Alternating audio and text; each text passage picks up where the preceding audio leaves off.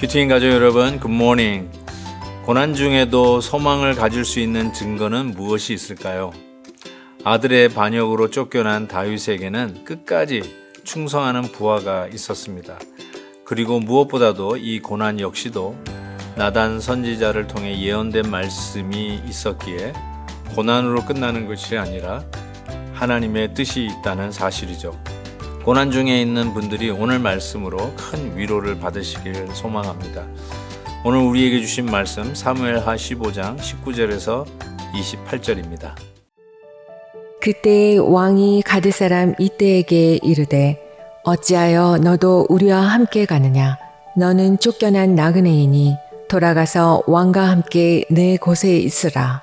너는 어제 왔고 나는 정처 없이 가니 오늘 어찌 너를 우리와 함께 떠돌아다니게 하리요. 너도 돌아가고 내 동포들도 데려가라. 은혜와 진리가 너와 함께 있기를 원하노라 하니라. 이때가 왕께 대답하여 이르되 여호와의 살아계심과 내 주 왕의 살아계심으로 맹세하옵나니 진실로 내 주 왕께서 어느 곳에 계시든지 사나 죽으나 종도 그곳에 있겠나이다 하니 다윗이 이때에게 이르되 앞서 건너가라 하매 가드 사람 이때와 그의 수행자들과 그와 함께한 아이들이 다 건너가고 온 땅 사람이 큰 소리로 울며 모든 백성이 앞서 건너가매 왕도 기드론 시내를 건너가니 건너간 모든 백성이 광야길로 향하니라. 보라, 사독과 그와 함께한 모든 레위 사람도 하나님의 언약궤를 메어다가 하나님의 궤를 내려놓고 아비아달도 올라와서 모든 백성이 성에서 나오기를 기다리도다. 왕이 사독에게 이르되 보라, 하나님의 궤를 성읍으로 도로 메어 가라. 만일 내가 여호와 앞에서 은혜를 입으면 도로 나를 인도하사 내게 그 궤와 그 계신내를 보이시리라. 그러나 그가 이와 같이 말씀하시기를 내가 너를 기뻐하지 아니한다 하시면 종이 여기 있사오니 선이 여기시는 대로 내게 행하시옵소서 하리라. 왕이 또 제사장 사독에게 이르되 내가 선견자가 아니냐? 너는 너희의 두 아들 곧 내 아들 아히마아스와 아비아달의 아들 요나단을 데리고 평안히 성읍으로 돌아가라. 너희에게서 내게 알리는 소식이 올 때까지 내가 광야 나루터에서 기다리리라 하니라. 광야라고 하는 복음성가가 있죠. 그 광야의 그 가사가 이렇게 시작합니다. 왜 나를 깊은 어둠 속에 홀로 두시는지, 어두운 밤은 왜 그리 길었는지, 나를 고독하게, 나를 낮아지게. 그리고 그 다음 가사가 정말 마음에 와닿는데 세상 어디에도 기댈 곳이 없게 하셨네. 기댈 곳이 없는 바로 그곳이 광야 아니겠습니까?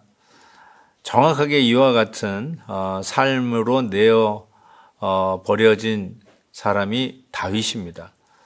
아들의 반역으로 말미암아 내어 몰린 다윗.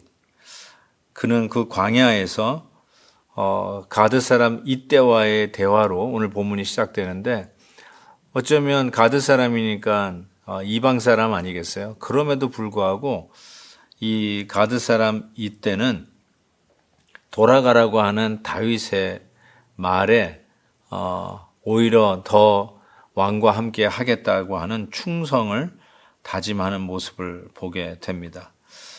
저는 이것을 보면서 어제도 함께 나눴던 말씀이지만 고난 가운데 충성된 자를 가릴 수 있는 기회가 될 뿐만 아니라 고난 가운데 있었을 때 찾아오고 오히려 끝까지 하겠다고 하는 사람들, 정말 충성된 일꾼을 발견하는 기회가 내가 고난의 길을 걸어가는 바로 그때다라고 생각합니다. 모든 것이 형통할 때는 내 주위에 있는 사람의 진정한 마음의 진위를 가릴 수가 없지만 내가 고난 가운데 갈 때 진짜 충복들과 진짜 함께 갈 동역자들을 얻게 되는 기회가 되리라고 분명히 믿습니다.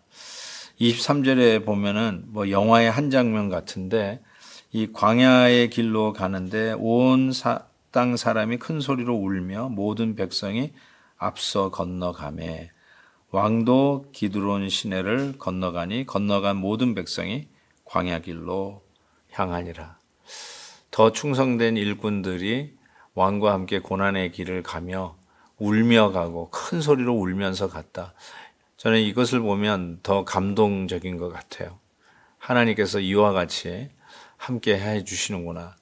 열세에 몰려 있어도 마치 이제는 더 이상 메인 라인이 아니라 사이드 라인이라 할지라도 더 이상 권력의 자리가 아니라 몰려나서 이제 목숨을 살리기 위해서 도망가는 자라 할지라도 오히려 그때 같이 하는 자들의 이 모습이 다윗에게 있어서는 천군만마를 얻은 것보다 더 큰 위로를 얻었을 거라고 분명히 믿습니다.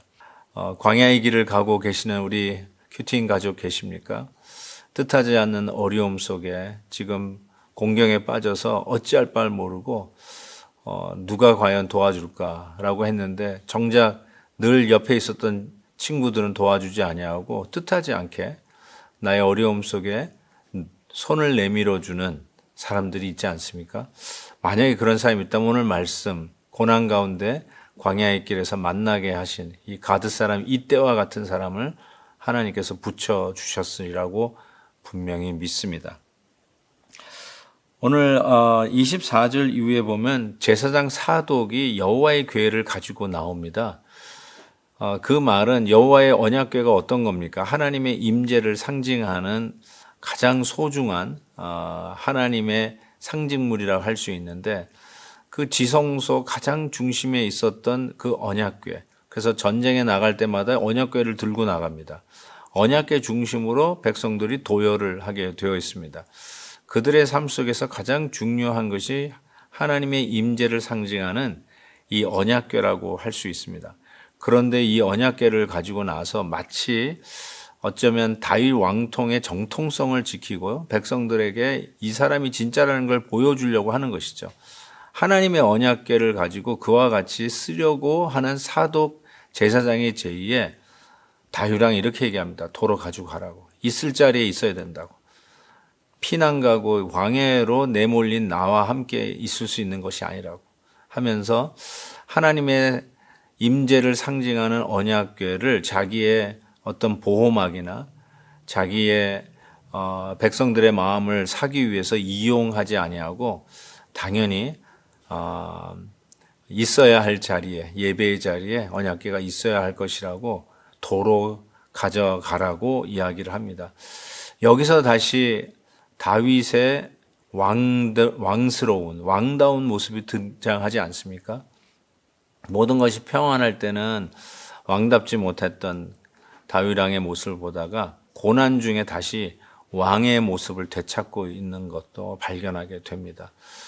사리사욕으로 하나님의 언약궤를 이용하지 아니하고 자기의 유익을 위해서 뭐 교회나 목회자를 이용하려고 하는 것이 아니라 온전히 우리 하나님 앞에서 이 고난의 길 속에서 하나님만 바라고 가는 모습들이 얼마나 이렇게 감동적인지 모르겠습니다. 사랑하는 우리 큐티인 가족 여러분, 혹시라도 마치 뭐 성경책을 들고 다닌다고 해서 하나님의 나를 보호해 주시겠지, 뭐 이런 막연한 미신 같은 모습이 우리를 지켜주는 게 아니죠. 하나님은 언약궤가 없어도 나와 함께 하시는 것이 분명합니다. 왜냐하면 말씀과 함께 하시는 그 하나님이 있기 때문에 그렇습니다. 오늘도 말씀을 펴고 하루를 시작하시는 우리 큐티인 가족들은 그래서 저는 참으로 귀하다고 생각합니다.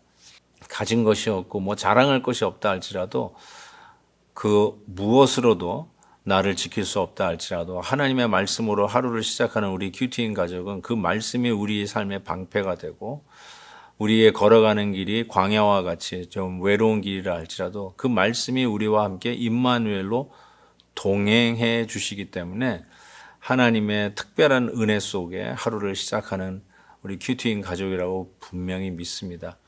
말씀 속에서 당당하십시오. 말씀 속에서 다시 일어나는 소망을 붙잡으십시오.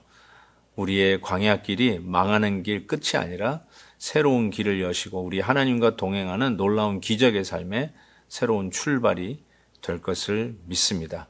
하나님 아버지, 오늘도 말씀을 통해서 위로해 주시니 감사합니다. 광야의 길이 축복의 길이요 동역자를 얻는 길이 될 것을 믿습니다. 예수 그리스도의 이름으로 기도하옵나이다. 아멘. 내일 또 뵙겠습니다. 오늘도 김한유 목사님의 아침 영상 메시지를 시청해 주셔서 감사합니다. 큐티인 교재는 www.qtin.org에서 구매 가능하며 자세한 사항은 큐티인 홈페이지를 참고해 주시기 바랍니다.